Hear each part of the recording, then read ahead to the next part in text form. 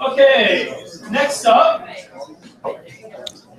I know I'm gonna butcher this. I want to apologize ahead of time. Max, did you come to you? Yep. Correct. He's the founder of Simply, which is a plugin to Sketch, which we were just learning about plugins. So he's going to tell us a little about his company, what the product they have, and how it helps designers, developers collaborate. So, yeah, hi, I'm Max, and well, I'm founder of Simply, and Simply is not just a plugin for Sketch. It's a little bit more complicated thing, and it's a little bit weird for me to speak while I'm sitting, like I feel like I'm playing piano. So yeah, Todor has covered like perfectly in terms of like 1 hour session how you can prototype stuff using Sketch, how can you like do the basic operations, and how can you work with styles and symbols and stuff like that. And I'm not a designer, like starting for first thing first. I'm a mobile developer, and I figured out that like working on the mobile apps, I'm going through the same issues over and over again. And not only me as a developer, but also designers are going through the same issue over and over again and spend time. So that's the list of the apps I have something to do with. Like I've been a lead developer at the Washington Post mobile department, and I was responsible for delivery of their tablet Android apps for a while. And so yeah, here's the story. At some point, your design mockups has been approved, and probably somebody at the same time was working, some development team was working on the wireframe app, and now it's time to apply the final design to the app. So wireframe app is up and running, so feature complete, and so on and so forth.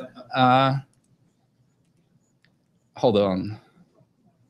So yeah, and now we come to the stage when user designer have to hand off design or UI mockups to developer. You have multiple like options how to do that. You can create like if you are very organized designer, you will create a blueprint document, like visual spec, red line document, whatever you call it. You will generate all assets properly, name them properly, place them in the proper folders. You will not forget about custom fonts if you used any in the app. And you will place all this stuff into some well-known place where developer will easily access it and don't ask you any questions, and like you will all be happy and just do your job. Instead, like it usually works in a little bit different way. So there is a lot of back and forth between designers and developers. And the hard thing here is that this back and forth is happening at the time when both parties are actually almost sure that their job is done, especially designers. Like, because, well, you are done with artwork, what do you want from me else? And so yeah, things are getting even worse when you update this final design mockups. From like my experience, it happens like up to like, I don't know, 15 times during the app development thing. So now you have to communicate this update somehow to a developer. And usually if at the very beginning you placed all the design related stuff into some well-known place, when you update one single icon, like let's say that you colored it like pink or like red, you will probably send it over, I don't know, Slack, attached to a Jira ticket, email it, like whatever. And then you will change like a couple more icons, couple more fonts. And it's up to this like guy on the right to keep track on those changes and don't miss anything. And yeah. Yeah.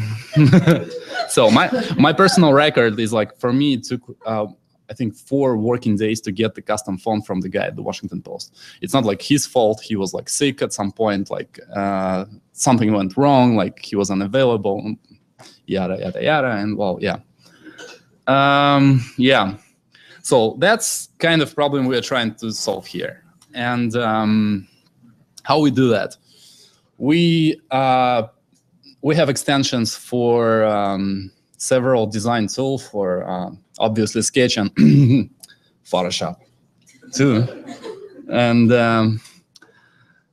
so the main thing we're trying to solve here, the main problem is we're trying to provide a single entry point for everything related to the design during the app development process.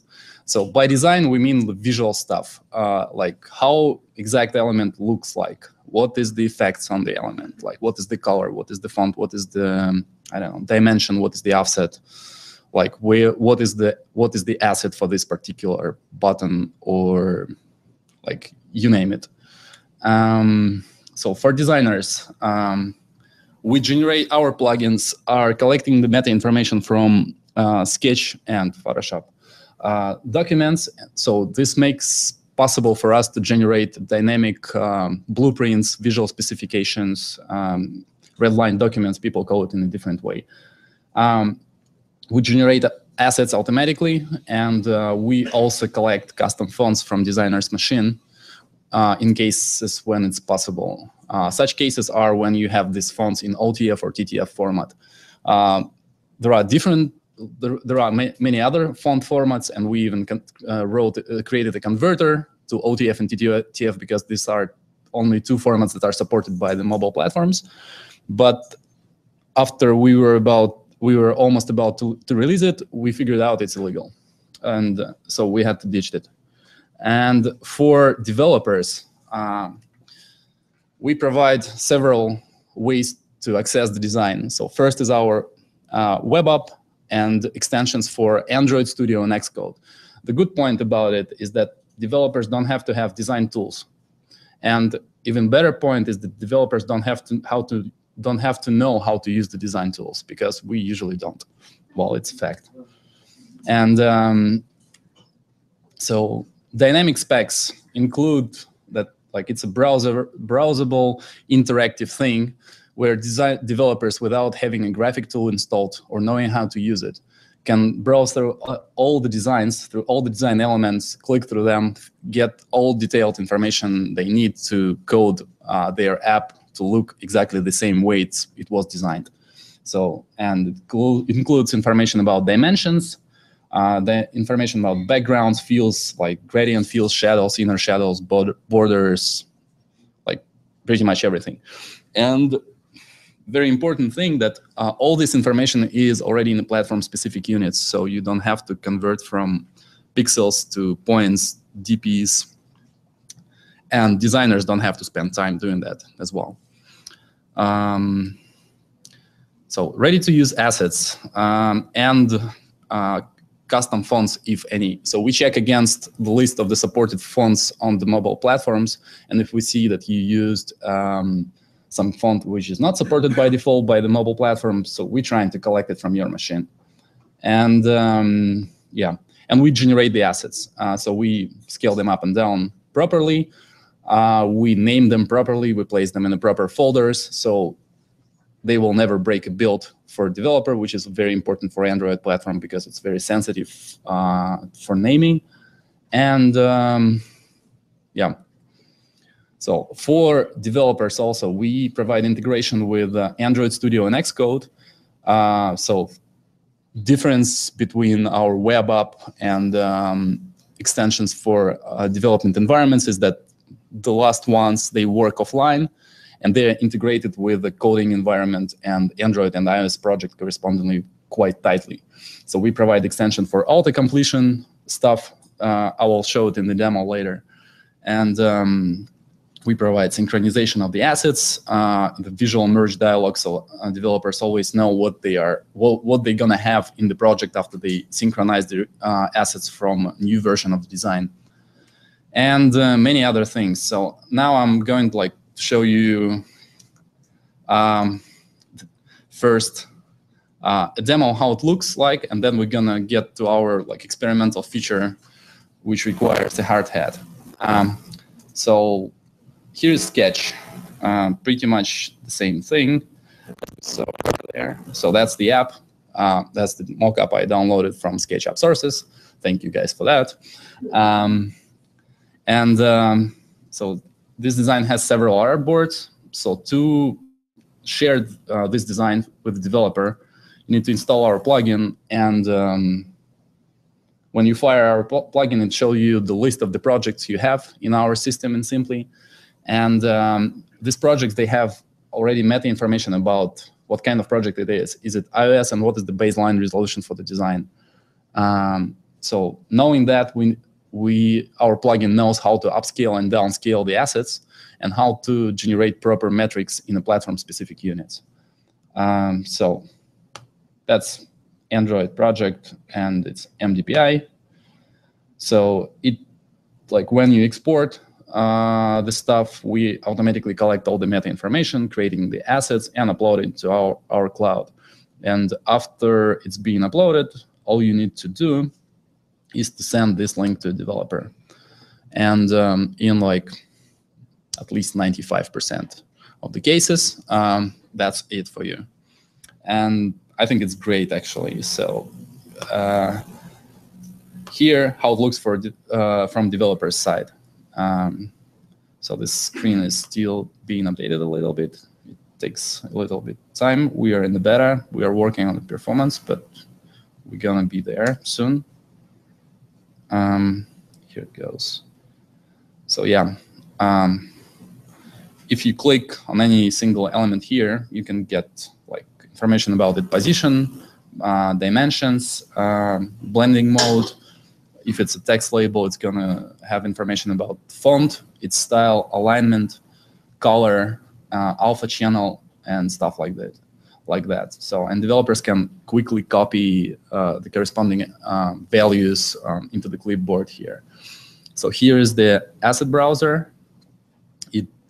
It's also a very important thing.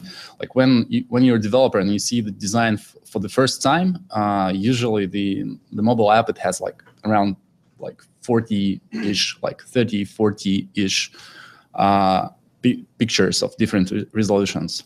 And usually they're pretty tiny and small pictures, and you have no idea what is the naming convention designer used. And you have to go through all of them and figure out which one stands for which element in the design. So here you have a visual representation of wherever every single asset is.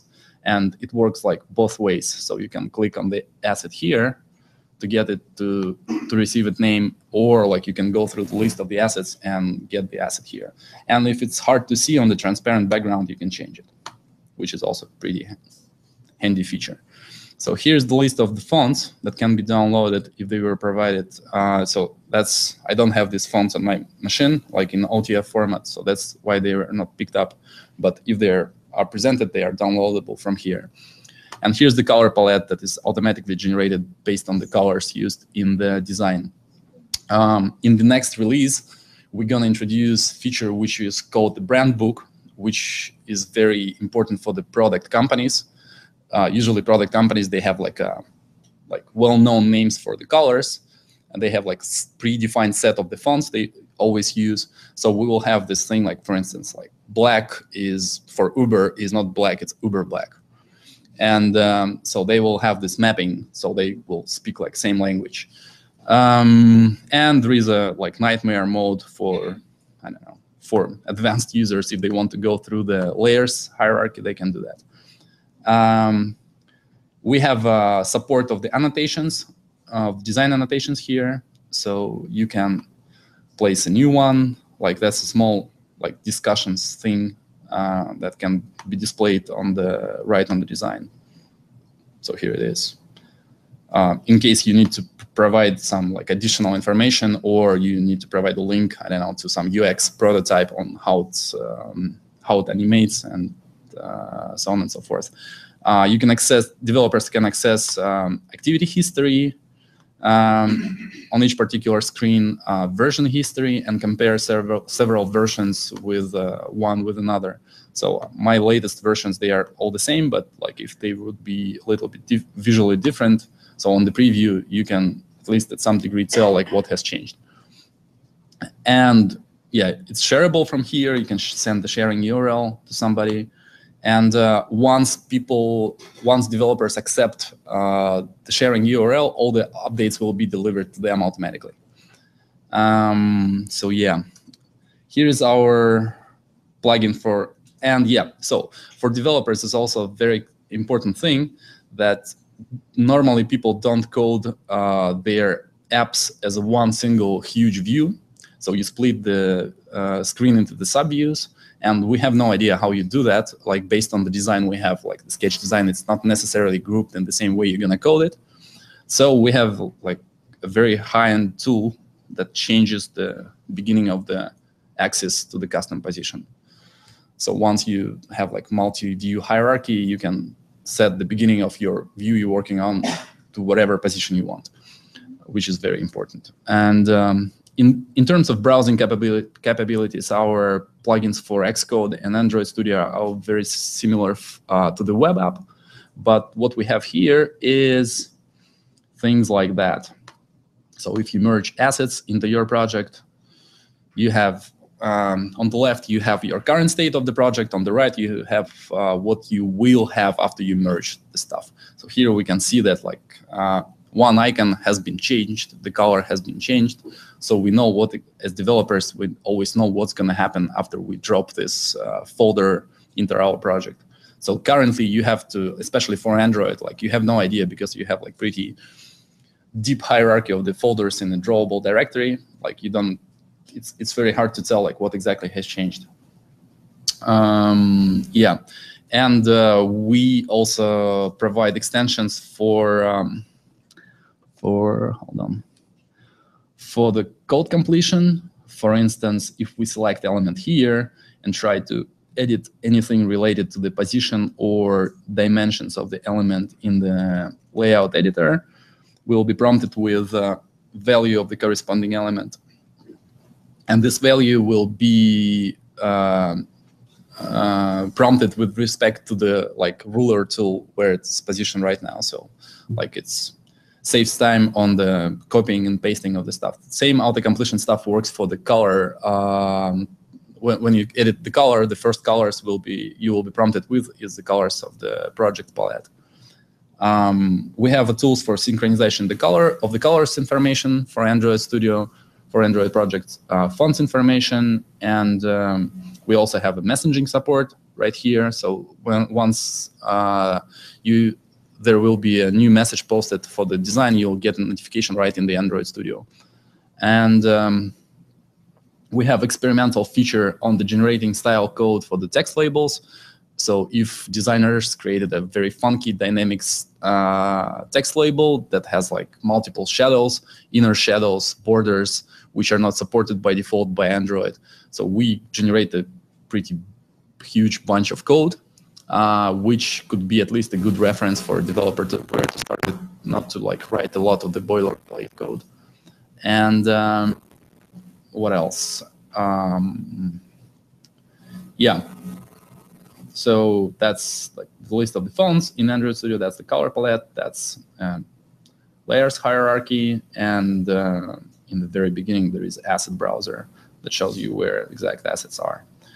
So yeah, having this tool, you always have access to the up-to-date designs. You don't have to ask where the latest version is. And you always can figure out at least like most of the information you need as a developer yourself without like having this back and forth communications. And yeah, back to hard hat area. So that's what we're working on. So please don't judge the mockup too hard. It's like it was created by the very talented designer who is not a designer at all. But so here's the idea. So on the right is our plugin for XCode. On the left is a interface builder and the storyboard open there. So that's how the process of the styling of the app will look like very soon. And speaking about the constraints plugin Todor was talking about, we do work on support of it. So it will also respect the constraints. So it's gonna be like even easier for iOS developers to apply the design. So if you checked out the pictures thing, so when somebody dragging the image view, so at the same time we are synchronizing the corresponding asset from the design into your project, into a set catalog in iOS. So it's like very transparent and like fast thing to do.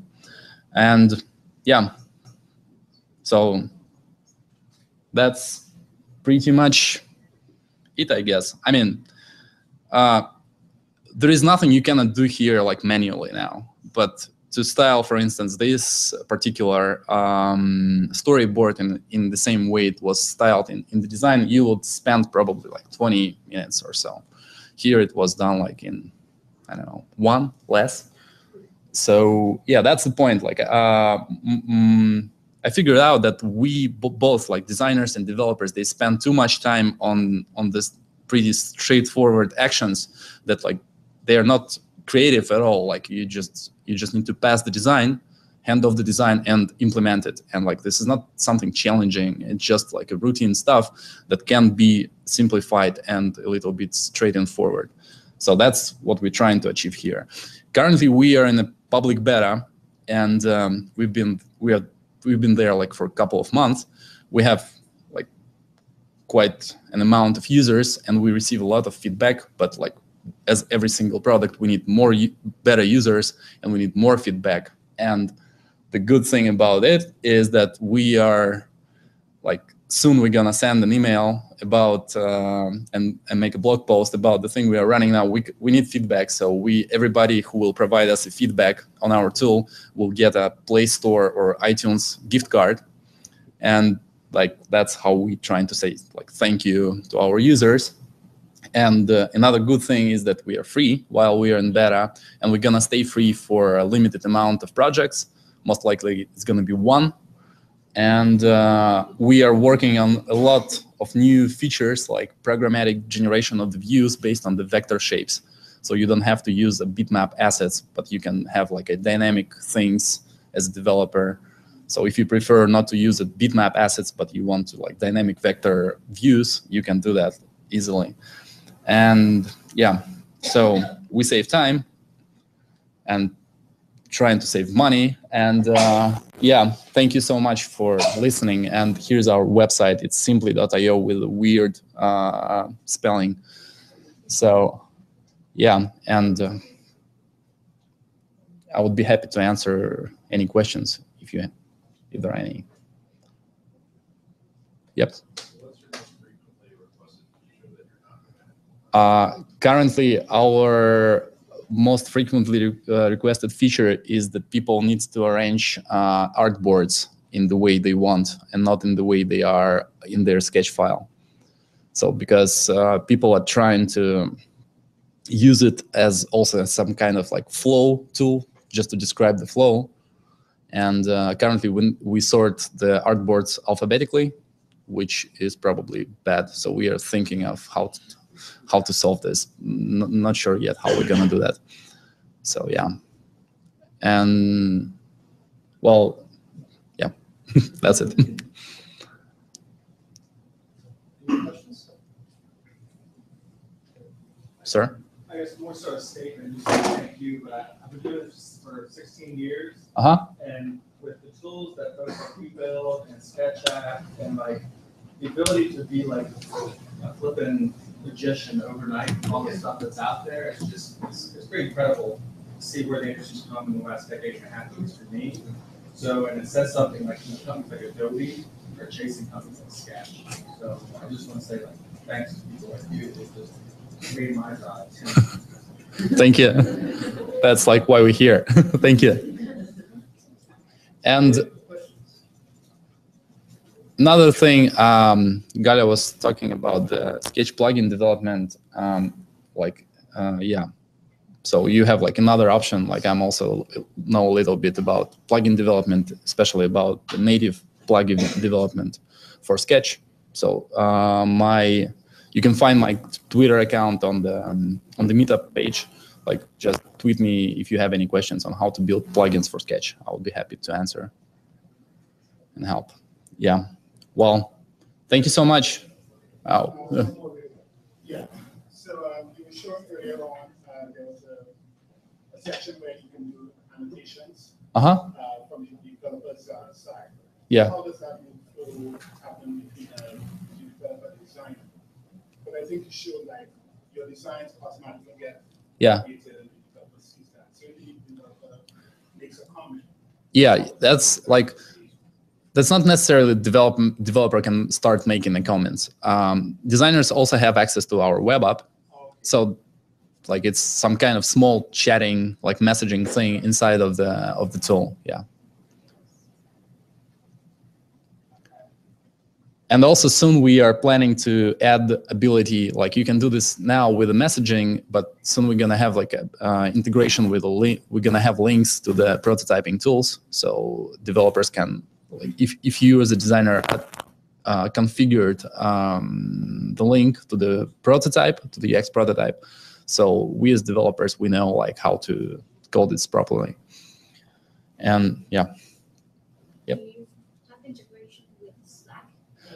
We're gonna add this. It's like people are so like people have so much bravado about we integrate with Slack. It's like it's literally like 2 hours, question of 2 hours of work. Yeah, we will add this soon. Well, probably 4. I mean, we did that. Like we have like a lot of Slack integration internally. We have like all error messaging stuff like from Slack coming to from our coming to Slack. It's really easy. Yeah, you had a question? Yeah, I was going to ask you about your integration with tools like Jira.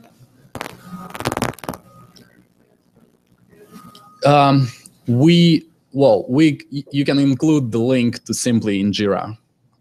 We are not planning any deeper integration with issue tracking system so far because, well, the main reason for that is that we don't see how we can do it like really nicely, but we are very open for the feature requests. And if you have an idea how it will like work good to play well together, I'll be happy to hear that.